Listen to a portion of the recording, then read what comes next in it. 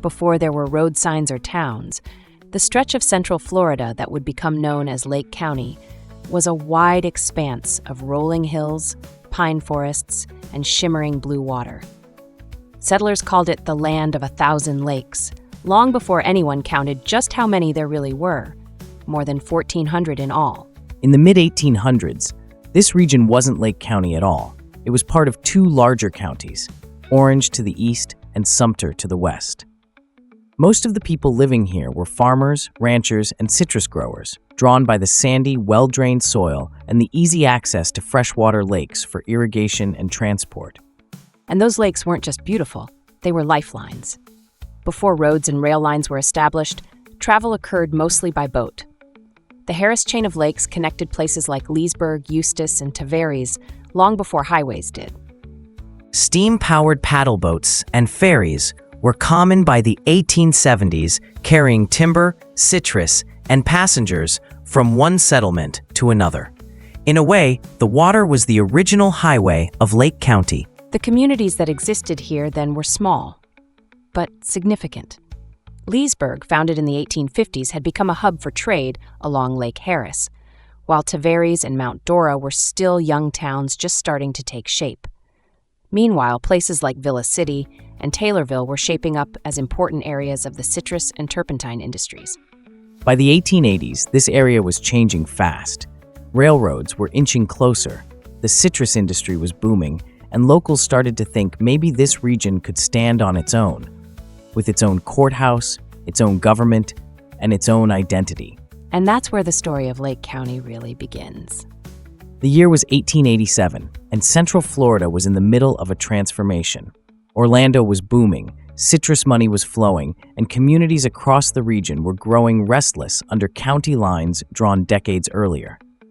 Back then, this land still belonged to Orange County to the east and Sumter County to the west.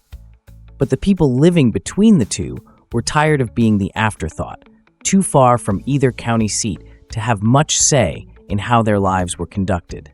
And that frustration became fuel. Local leaders wanted autonomy, control over their own courts, land, and way of life. So, in July of 1887, after months of lobbying in Tallahassee, lawmakers approved the creation of Lake County, Florida, from pieces of both Orange and Sumter. Its name inspired by the 1,400 lakes within its borders. But, as with most political moves, there was more going on beneath the surface. The new county lines didn't just appear because people asked nicely. There was power to be gained, control of land, industry, and influence. The creation of Lake County meant local elites, planters, businessmen, and land developers could operate with fewer restrictions from Orlando or Bushnell. It was about opportunity, and with new opportunity came the same old story, winners and losers. But not everyone was thrilled. Some residents felt betrayed, suddenly paying taxes and dealing with permits under a new government they hadn't voted for. Editorials from the time accused the founders of Lake County of acting out of private ambition rather than public necessity.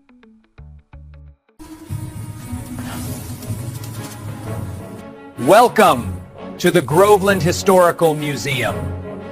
I am the curator of the museum. It takes a lot of work to run this place. Did you come here to volunteer?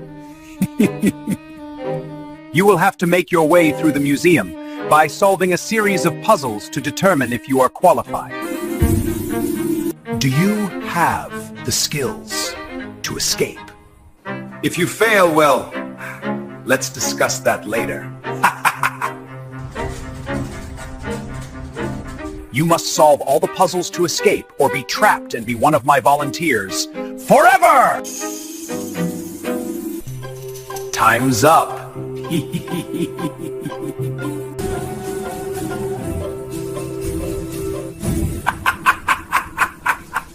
When lawmakers in Tallahassee approved Lake County's creation in July 1887, it wasn't some neat act of geography.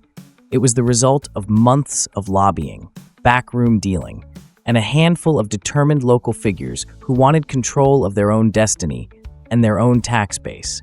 At the center of it all was Major Alexander St. Clair Abrams, the ambitious founder of Tavares. He wasn't a civic-minded dreamer. He was a lawyer, a railroad promoter, and a newspaperman with serious influence. And he had bigger things in mind for the town he created than it being just a simple stop on the railroad. He had his sights set on it becoming the state capital. He and other local businessmen argued that residents in this region were paying taxes to Orange County or Sumter County, but getting little in return. But the counties they were breaking away from, especially Orange County, weren't happy about the situation either. The new boundary carved out some of the most productive citrus land in Central Florida. Orlando's papers called the split a blow to the mother county and warned that speculators and promoters were dividing the region for their own gain. Despite the pushback, St. Clair Abrams knew how to work the system. He was a veteran of Florida's railroad wars and well-connected in Tallahassee. And that's how Lake County came to be, born from a mix of legitimate local frustration and old-fashioned political ambition. On paper, it gave residents more representation. In practice, it gave a handful of power brokers tighter control. That political tug-of-war set the tone for the county's future. As residents of small Lake County communities continue to fight against rampant overdevelopment and political manipulation. When Lake County was founded back in 1887, it wasn't just about politics or taxes.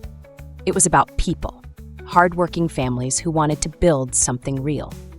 People came here to make a life with their own hands, to raise children, grow crops, and carve out small communities where neighbors looked after one another. They wanted to live on their own terms, not under the thumb of politicians, but guided by the values they built right here at home. 140 years later, those same conversations are still happening. The names have changed, the laws have changed, but the tension between local power and outside influence hasn't gone anywhere. Back then, it was Tavares, Leesburg, and Mount Dora fighting for who got to lead the new county. Today, it's about who gets to shape its future, and residents trying to preserve their communities while developers push to destroy them. The same land that once drew settlers looking for quiet farms and fishing lakes now draws builders looking for profit. And just like in 1887, the question is still the same. Who is Lake County really being built for? You can see the legacy of those early choices everywhere. In the way our roads strain under the weight of overpopulation, in the pressure on our overcrowded schools and natural spaces, and in the frustration of residents who feel unheard. The county's creation was supposed to give locals more control, but it often feels like the script has been flipped, like decisions are once again being made for us, not by us. And yet, Lake County's people have always been resilient. They've weathered freezes, fires, and political storms. The same spirit that built this county from swamp and sawgrass is still here, in the residents who show up to town halls, who fight to protect their lakes, their history, and their communities. If there's a lesson in Lake County's story, it's this. Control means nothing if it's only for those in power. The real legacy of this land should belong to the people who live here, not out-of-state companies or developers who don't even live in Lake County. Because when you get down to it, Lake County wasn't made by politicians or developers. It was built by neighbors, men and women who saw more than land to be sold. They saw a home worth protecting. And if we want to honor their legacy, it starts with us standing up for the kind of community they dreamed of, one where growth never comes at the cost of who we are. Lake County, Florida, a place with deep roots, fast changes, and stories that don't always make the front page, but should. Some of those stories are heartwarming, some are a little messy, and some you just gotta hear to believe. From the sun-soaked shores of Lake Dora to the hidden hollers of Umatilla, this is What's Up Lake County. I'm Jessie Brooks, and along with my co-host Ben Travers, we're diving into the stories that matter in Lake County, Florida. The good, the bad, and the ugly. We're talking headlines, hometown heroes, and everything in between. If it happens in Lake County, it's happening here. No spin, no fluff, just real stories about real people. So hit subscribe and let's find out. What's up, Lake County?